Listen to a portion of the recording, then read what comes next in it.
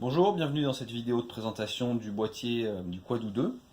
On va juste vous montrer dans un premier temps le branchement de la prise dans le bon sens. Donc vous avez un cliquet gris sur le dessus de la prise et vous avez un rail de guidage sur le dessus de la prise en façade du boîtier.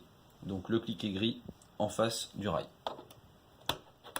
Voilà, vous entendez le clic et vous avez le petit cliquet qui se relève. Et ensuite pour l'enlever, vous n'avez plus qu'à appuyer sur le cliquet et tirer. Voilà. Donc maintenant on en vient au fonctionnement même du boîtier. Donc pour le mettre sous tension c'est très simple, un seul bouton, vous appuyez sur ON. La LED rouge va montrer qu'il est en fonction et la LED verte va clignoter. Il suffit de rappuyer sur la LED pour la déplacer et choisir votre programme. Donc 6 pour 6 mètres, 8 pour 8 mètres, 10 pour 10 mètres, 12 pour 12 mètres. La position 15 est un petit peu différente des autres puisque c'est la position du mode timer. Et la position F pour le mode de filtration. Voilà, donc comme vous avez vu, il suffit de rappuyer une fois pour déplacer la LED d'un cran et choisir le programme adapté à votre bassin.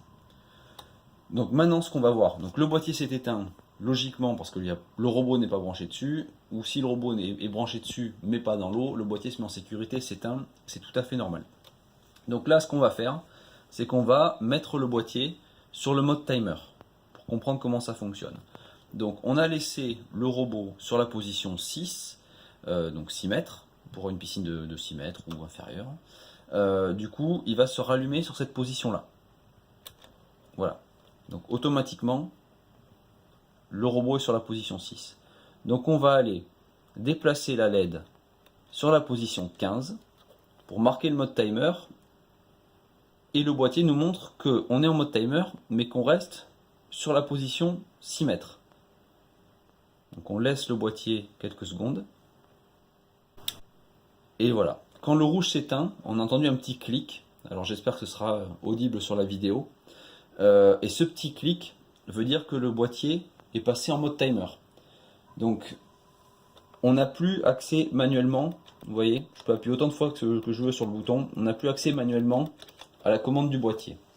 Donc maintenant, il faut simuler la présence d'un boîtier, d'une horloge externe, pour que le robot se mette à fonctionner normalement. Donc c'est pour ça qu'on a pris une multiprise, pour simuler justement ce mode, ce timer, ces horloges externes sur lesquelles vous allez brancher le robot. Donc on éteint la multiprise. Voilà, le boîtier s'éteint. C'est comme s'il était branché sur l'horloge externe. Par exemple, vous voulez que votre robot, tous les matins, entre 5h et 7h du matin, fasse un cycle. Vous le branchez sur l'horloge externe en mode timer. Vous sélectionnez donc de 5h à 7h. Donc le robot va faire 2 heures de cycle. Voilà, et il va s'éteindre comme ça au bout de 2 heures. On rallume. Là, on va simuler le moyen d'enlever le robot du mode timer. Parce que quand il est en mode timer, vous voyez, même si la prise est allumée, je ne peux pas le rallumer manuellement. On a perdu la fonction manuelle sur le boîtier. Donc, on rallume, le boîtier s'allume automatiquement. La LED clignote. Il faut revenir sur la position 15 pour l'enlever. Le 6 va rester allumé puisqu'on n'a pas changé de longueur de bassin. Et on va attendre qu'à nouveau le clic.